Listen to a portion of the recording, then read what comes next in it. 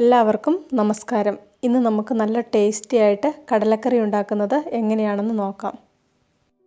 അമ്മമാരൊക്കെ ഉണ്ടാക്കുന്ന ഒരു രീതിയിലാണ് ഇവിടെ കടലക്കറി ഉണ്ടാക്കുന്നത്. ഇത് ഞാൻ എൻ്റെ അമ്മ ഉണ്ടാക്കുന്ന ആ ഒരു രീതിയിലാണ് ഇവിടെ ഉണ്ടാക്കിയിരിക്കുന്നത്. പുട്ടിൻ്റെയും ചപ്പാത്തിയുടെയും ഉണക്കക്കപ്പയുടെയും ഒക്കെ കൂടെ ഇത് നല്ലൊരു കോമ്പിനേഷനാണ്.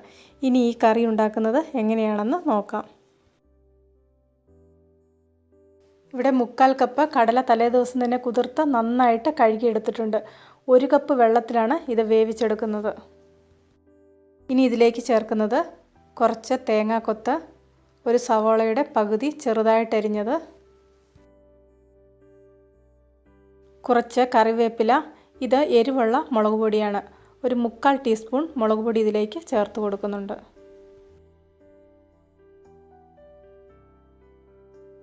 1/4 ടീസ്പൂൺ മഞ്ഞൾപ്പൊടി, 1/2 ടീസ്പൂൺ മല്ലിപ്പൊടി,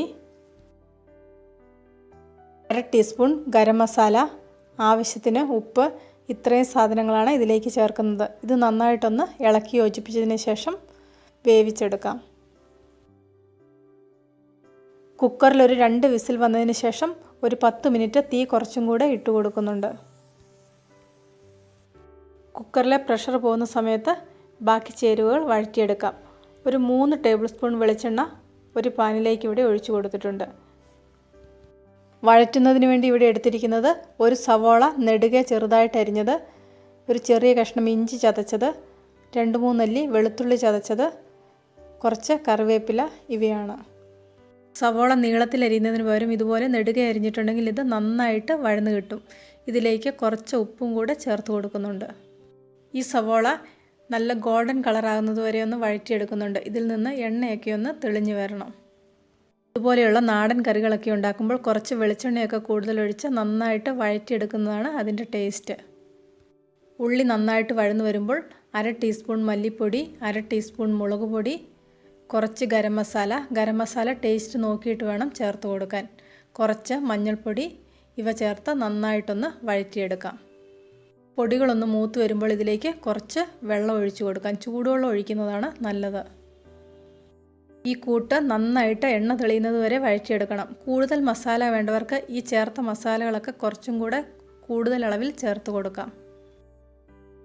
ഞാനിവിടെ പറഞ്ഞിരിക്കുന്ന അളവുകൾ അതേപടി ഫോളോ ചെയ്യുവാണെങ്കിൽ നിങ്ങൾക്ക് നല്ല ടേസ്റ്റുള്ള കടലക്കറി ഉണ്ടാക്കിയെടുക്കാൻ പറ്റും. ഗരം മസാല ചേർക്കുമ്പോഴും മുളക് പൊടി ചേർക്കുമ്പോഴും ഒന്ന് ശ്രദ്ധിക്കണം. മുളക് പൊടിക്ക് ചിലപ്പോൾ എരിവ് കൂടുതലുണ്ടാകാനുള്ള ഒരു സാധ്യതയുണ്ട്. എരിവ് നോക്കിയിട്ട് വേണം മുളക് പൊടിയൊക്കെ ചേർത്ത് കൊടുക്കാൻ. കൂട്ടുകളൊക്കെ നന്നായിട്ട് വഴന്ന് എണ്ണയൊക്കെ തെളിഞ്ഞു വന്നിട്ടുണ്ട്. ഈ സമയമായപ്പോഴേക്ക് പ്രഷർ കുക്കറിലെ പ്രഷറൊക്കെ മാറി വന്നിട്ടുണ്ട്. കടല വേവിക്കുമ്പോൾ ഇതുപോലെ ചേരുവകളൊക്കെ ചേർത്ത് വേവിക്കുകയാണെങ്കിൽ ഈ ചേരുവകളുടെയൊക്കെ ടേസ്റ്റ് കടലയിൽ നന്നായിട്ട് പിടിച്ചു വരും. കടല ഇവിടെ നന്നായിട്ട് വെന്ത് വന്നിട്ടുണ്ട്. ഇതിനി വഴറ്റി വെച്ചിരിക്കുന്ന കൂട്ടിലേക്ക് ചേർത്ത് കൊടുക്കാം. ഈ കൂട്ട് ഒരു 5 മിനിറ്റ് നന്നായിട്ടൊന്ന് തിളപ്പിക്കുന്നുണ്ട്. തേങ്ങാപ്പാൽ ചേർക്കുന്നതിന് മുമ്പ് ഇതുപോലെ ഒന്ന് നല്ലവണ്ണം തിളപ്പിക്കുകയാണെങ്കിൽ ആ കൂട്ടുകളൊക്കെ ഒന്ന് നന്നായിട്ട് സെറ്റായിട്ട് കിട്ടും.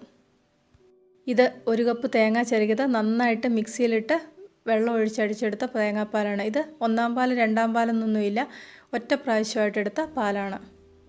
ഓരോരുത്തരുടെയും ഇഷ്ടത്തിനനുസരിച്ച് തേങ്ങാപ്പാൽ ചേർത്ത് കൊടുക്കാം.